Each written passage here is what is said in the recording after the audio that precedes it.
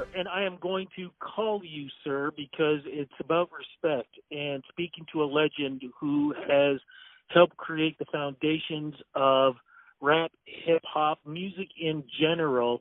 How does it feel knowing that you are an architect in music and that it doesn't matter whether it's in a club, if it's in a backyard party, if it's somebody driving down the road, or, of course, if it's at a wedding, your music is what brings people together?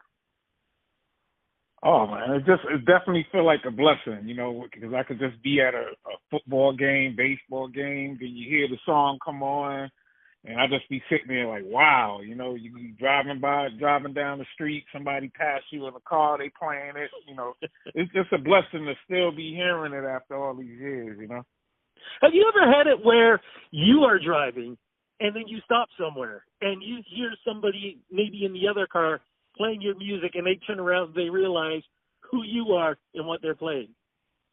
Well, that never happened to me, but I've had people they playing it and I'll be looking at them smiling, They have no idea I'm sitting right next to them.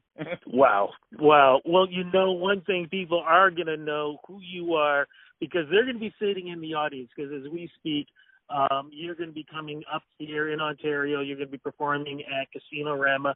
You are part of a 90s concert with so many other great artists. How does it feel being part of this? Because from what I checked up, you're literally touring everywhere. Yeah.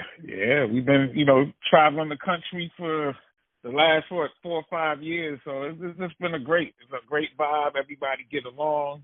It's like we became one big family. So it's a wonderful thing, What's the show going to be like for the fans who are lucky enough to get tickets? Oh, it's going to definitely be high energy. So if you come out, you better be ready to party. The thing about you and your music is it always, like I said in the beginning of this, it's always about bringing people together. I want to talk a little bit about the beginning of your career growing up.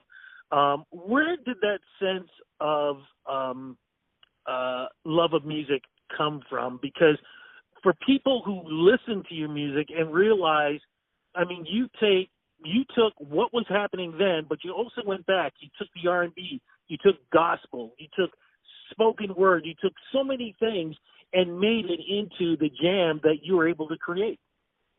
Yeah, well, that comes from, my parents back in the days when they would have the family come over and they would always play, all different types of music. And, we used to have a wonderful time. So I just took some of that in, just listening to the old school music that they, it wasn't old school then, but it was old school to me. But, I just loved those, the R&B, listening to the James Brown records and all that type of stuff. And I just, try to put it into what I do, we know you as a duo, but before that, you were in a group before you became a duo, correct? When you were much younger.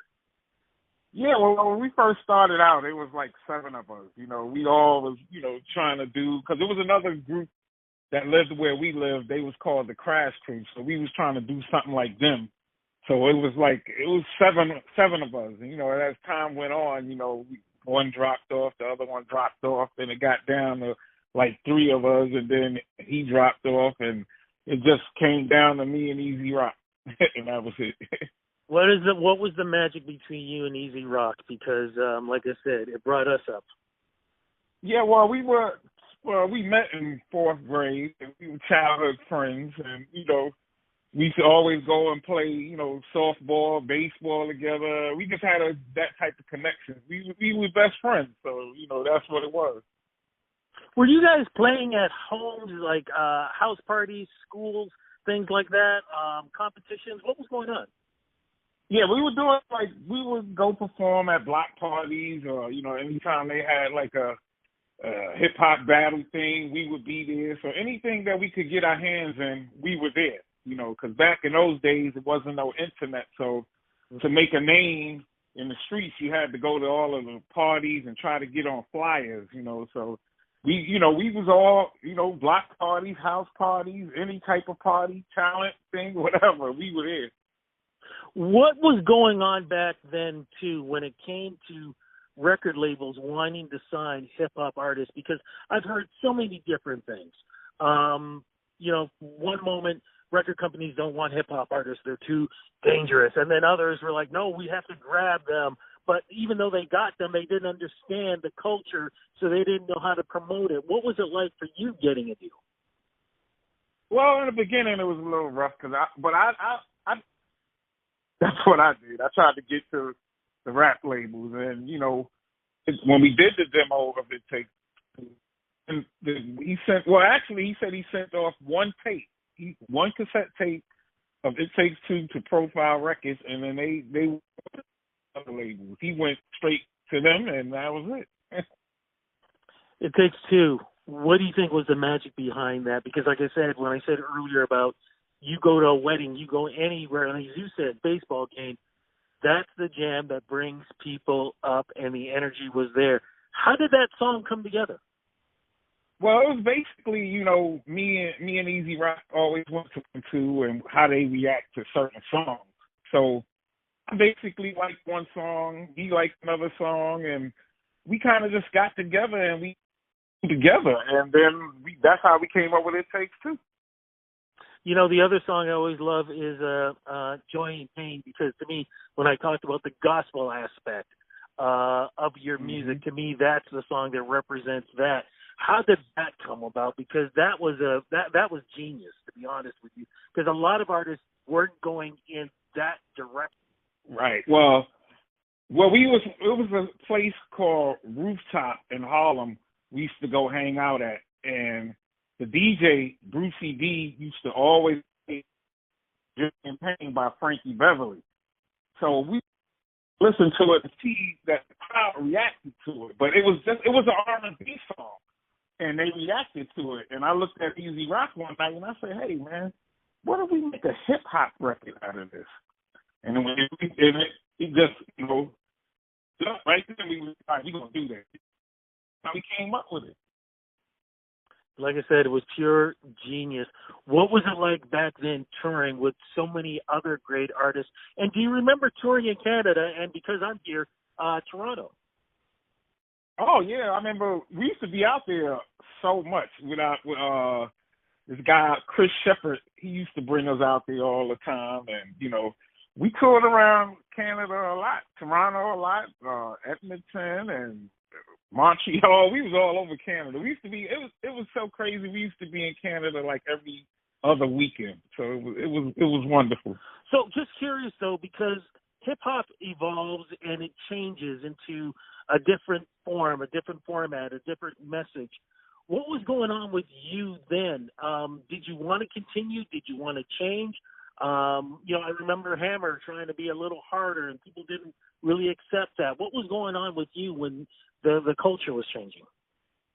Yeah, well, when it changed, I wasn't, with the, I have nothing against gangster rap, but that just wasn't me. So I just decided to, kind of sit back and, stay on the road, continue working, because with a song like It Takes Two, we were still able to work. So we just basically stayed on the road, Now, is it true, because It Takes Two, is it true that VH1 had it down as one of the top greatest 100, part of the 100 songs ever done of all time?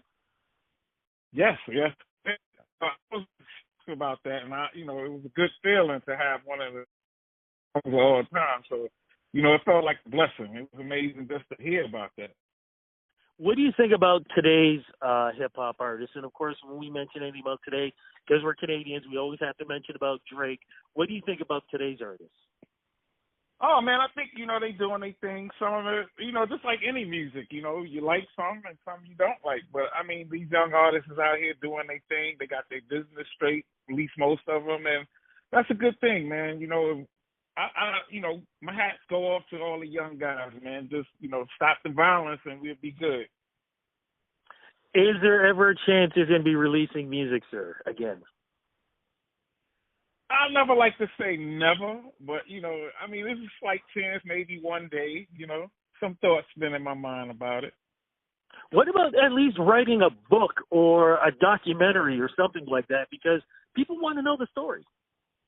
Yeah, I mean, I've been talking to a few people about telling my story, maybe some type of like a documentary, and that may be in the works. That might be around the corner. Okay, well, fingers are crossed on that. Look, I don't want to take too much more time from you because you got tours to take care of, especially coming down here to Casino Rama, which we're all looking forward to seeing you perform. But as I said before, your music is going to be here long after we're gone. How do you want your career to always be remembered? Well, I just want people to know that, I want them to remember that we came to party and we always had feel good vibe. We made you dance and make you feel good. That's pretty much it.